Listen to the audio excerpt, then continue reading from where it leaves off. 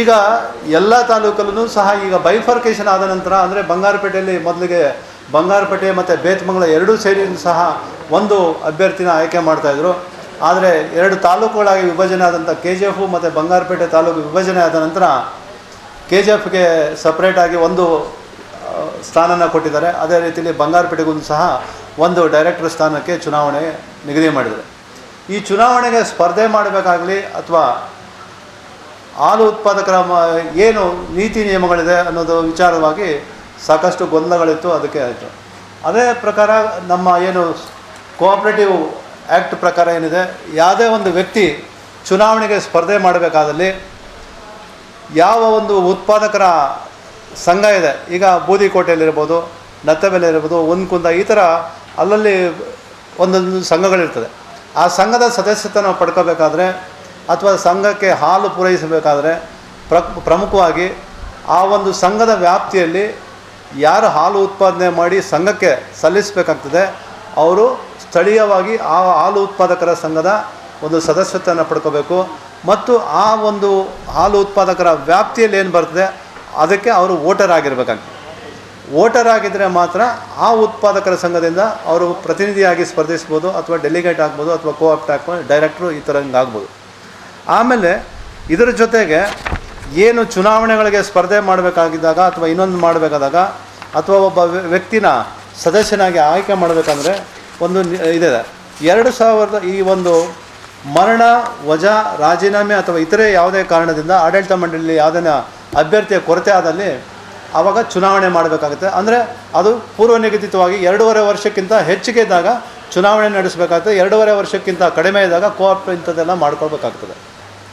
ರಾಜಪ್ಪ ಮತ್ತು ನರಸಿಂಹಪ್ಪ ಅನ್ನೋರು ಪರವಾಗಿ ನಾವು ಒಂದು ಅಲ್ಲಿ ನತ್ತಬೆಲೆ ಗ್ರಾಮದಲ್ಲಿ ಈ ಸ್ಥಳೀಯ ಶಾಸಕರಾದಂಥ ಜನಪ್ರತಿನಿಧಿ ಆದಂಥ ಒಬ್ಬ ಆದರ್ಶಪ್ರಾಯವಾಗಿರಬೇಕಂತ ಜನಪ್ರತಿನಿಧಿ ಅಕ್ರಮಗಳನ್ನ ಮಾಡಿ ದಾಖಲೆಯನ್ನು ಸೃಷ್ಟಿ ಮಾಡ್ಕೊಂಡಿದ್ದಾರೆ.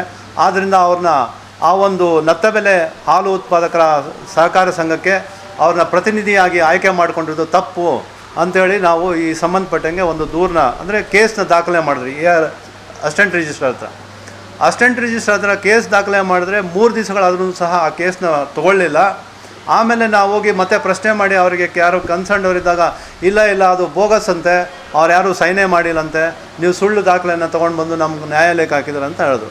ನಾನು ಈ ಸಂಬಂಧಪಟ್ಟಂಗೆ ನೇರವಾಗಿ ಅಸಿಸ್ಟೆಂಟ್ ರಿಜಿಸ್ಟ್ರಾರ್ ಭೇಟಿ ಮಾಡಿ ನಾವು ಈ ಥರ ಒಂದು ಏನು ಕೇಸ್ನ ದಾಖಲು ಮಾಡಿದ್ರಿ, ಆ ಕೇಸ್ನ ದಾಖಲು ಮಾಡ್ಕೊಳ್ಳೋಕ್ಕೆ ಏನು ಫೀ ಆಗುತ್ತೆ ಅದನ್ನ ಕಟ್ಟಬೇಕಾಗಿದೆ ನೀವು, ಮತ್ತು ನಿಮ್ಮ ಸಿಬ್ಬಂದಿಯವ್ರು ಹೇಳ್ತಾ ಇದ್ದಾರೆ ಇದು ತೊಗೊಳಕ್ಕೆ ಬರೋದಿಲ್ಲ, ಅಕ್ರಮ ಅಂತ ಹೇಳ್ಬಿಟ್ಟು ಸುಳ್ಳು ದಾಖಲೆ ಮಾಡಿದಂತ. ಅವರು ನಾವು ಅಫಿಡವಿಟ್ ಮಾಡಿಸಿದ್ರಿ, ವೆರಿಫಿಕೇಷನ್ ಮಾಡಿ ಎಲ್ಲ ಮಾಡಿ ಕೊಟ್ಟಿರೋವಾಗ ನೀವು ಕೇಸ್ ದಾಖಲು ಮಾಡಬೇಕಾದ್ರು ಫೀಸ್ ಕಟ್ಸ್ಕೋಬೇಕಾದ್ರು ಅವ್ರನ್ನ ಬೇಕಾದ್ರೆ ನೋಟಿಸ್ ಕೊಟ್ಟು ಕರೆಸ್ಕೊಳ್ಳಿ ಅಂತ ಹೇಳಿದಾಗ ಇಲ್ಲ ಕೇಸ್ ದಾಖಲೆ ಮಾಡ್ತೀನಿ ಅಂತ ಹೇಳಿದ್ರು.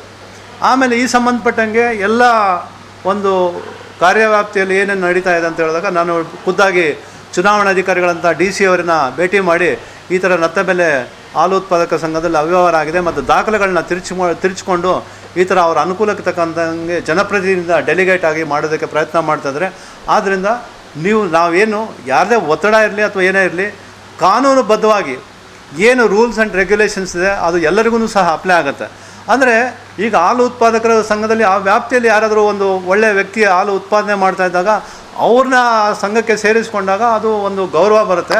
ಆದರೆ ಯಾರೋ ಒಬ್ಬ ಜನಪ್ರತಿನಿಧಿ ನಾನು ಅಲ್ಲಿ ಹಾಲು ಹಾಕ್ತಾಯಿದ್ದೀನಿ ಅಂತೇಳಿ ದಾಖಲೆ ಸೃಷ್ಟಿ ಮಾಡ್ಕೊಂಡಿದ್ದಾರೆ ಅಂತ ಕೇಳಿದಾಗ ಆ ದೂರನ್ನ ಕೊಟ್ಟರೆ ಮತ್ತು ಅಡ್ಮಿನಿಸ್ಟ್ರೇಟ್ರು ಮತ್ತು ಮ್ಯಾನೇಜಿಂಗ್ ಡೈರೆಕ್ಟ್ರು ಮತ್ತು ಡೆಪ್ಟಿ ಡೈರೆಕ್ಟ್ರು ಅವರೇನೇ ಈ ಡೆಲಿಗೇಷನ್ ಫಾರಮ್ಸು ಅದನ್ನೆಲ್ಲನೂ ಸಹ ವೆರಿಫಿಕೇಷನ್ ಮಾಡಿ ಏನು ಸರಿ ಇದೆಯಾ ಸರಿ ಇಲ್ವಾ, ಅವ್ರು ಡೆಲಿಗೇಟ್ ಆಗೋದಕ್ಕೆ ಅರ್ಹರಾಗಿದ್ದಾರಾ ಇಲ್ವಾ ಅನ್ನೋದಕ್ಕೆ ಪ್ರಯತ್ನ ಮಾಡೋದಕ್ಕೆ ಇದು ಮಾಡಿದಾಗ ಮತ್ತೆ ಇವರು ಹೋಗಿ ರಾಜಪ್ಪ ಮತ್ತು ನರಸಿಂಹಪ್ಪ ನತ್ತಬೆಲೆ ಅವ್ರನ್ನ ಹೋಗಿ ಅವ್ರನ್ನ ಬ್ಲ್ಯಾಕ್ ಮೇಲ್ ಮಾಡಿ ಅವ್ರಿಗೆ ಹಣದ ಆಮಿಷ ಕೊಟ್ಟು ಆಮೇಲೆ ಕೇಸ್ನ ವಾಪಸ್ಸು ಮಾಡೋದ್ರಲ್ಲಿ ಪ್ರಯೋಜನ ಪಡ್ಕೊಂಡಿದ್ದಾರೆ.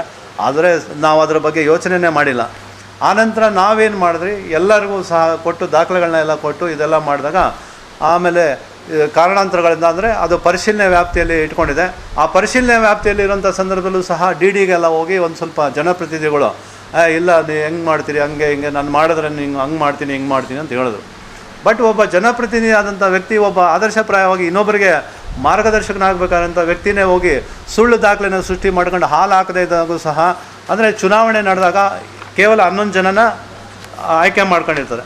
ಆದರೆ ಚುನಾವಣೆ ಆದಂಥ ಸಂದರ್ಭದಲ್ಲಿ ಅವರು ಇಲ್ಲದೇ ಇರೋಂಥ ಸಂದರ್ಭದಲ್ಲಿ ಅವರು ಚುನಾವಣೆಗೆ ಸ್ಪರ್ಧೆ ಮಾಡೋಕ್ಕೆ ಬರದೇ ಇರೋಂಥ ಡೈರೆಕ್ಟ್ರುಗಳು ಇದ್ದಾಗ ಅಲ್ಲಿ ಯಾರಾದರೂ ಒಬ್ಬ ಡೈರೆಕ್ಟ್ರು ಸತ್ತೋಗಿರಬೇಕು ಅಥವಾ ರಾಜೀನಾಮೆ ಕೊಟ್ಟಿರಬೇಕು ಅಥವಾ ಖಾಲಿ ಆಗಿರಬೇಕು. ಆ ಸಂದರ್ಭದಲ್ಲಿ ಮಾತ್ರ ಚುನಾವಣೆ ಮಾಡಬೇಕಾಗ್ತದೆ.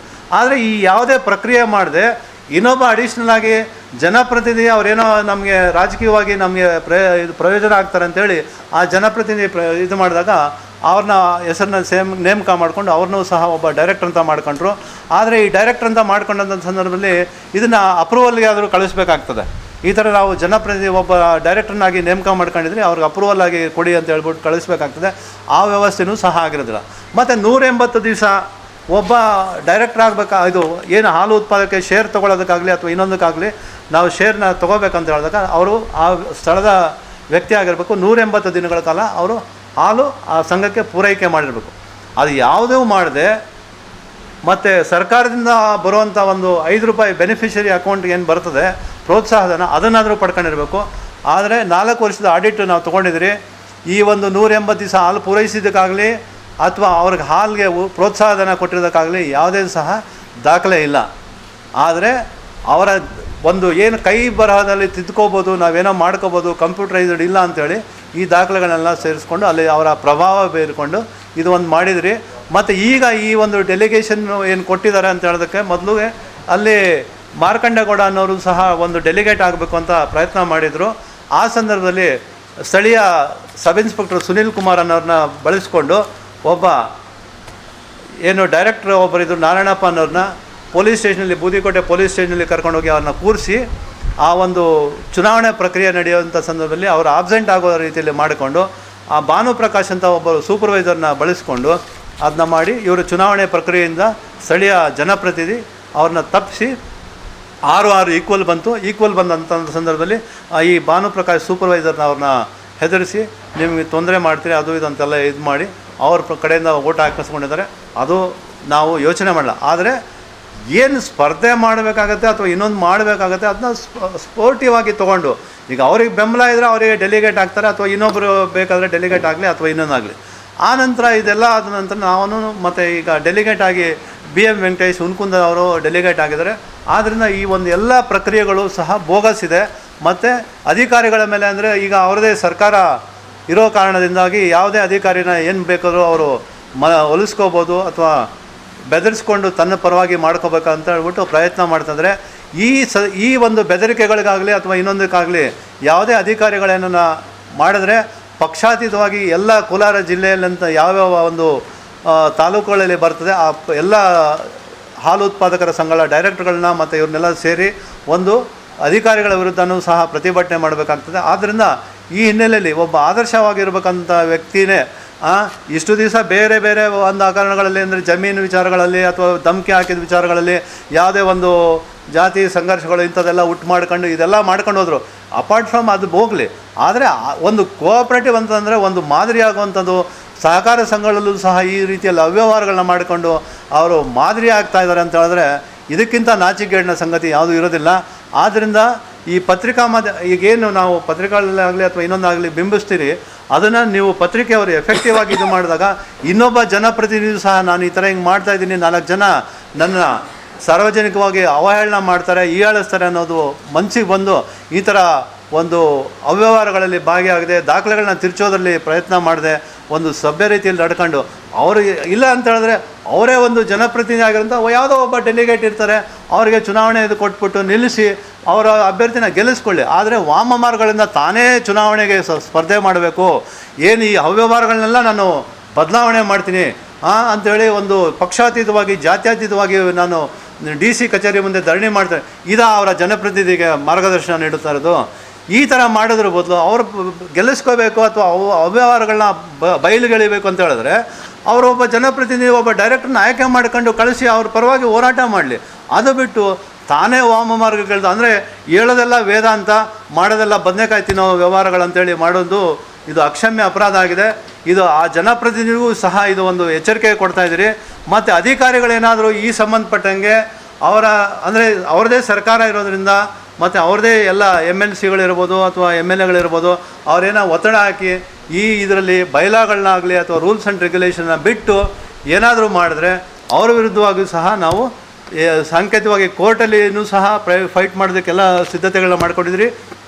ಮತ್ತು ಇಲ್ಲೂ ಸಹ ಎಲ್ಲ ಜಿಲ್ಲೆಯ ಒಂದು ಹಾಲು ಉತ್ಪಾದಕರ ಏನಿದ್ದಾರೆ ಡೆಲಿಗೇಟ್ಸ್ ಇರ್ಬೋದು, ಮೆಂಬರ್ಸ್ ಇದ್ದುಕೊಂಡು ಆ ಅಧಿಕಾರಿಗಳ ವಿರುದ್ಧ ನಾವು ಚಳವಳಿ ಮಾಡಬೇಕಾಗ್ತದೆ ಅಂತೇಳಿ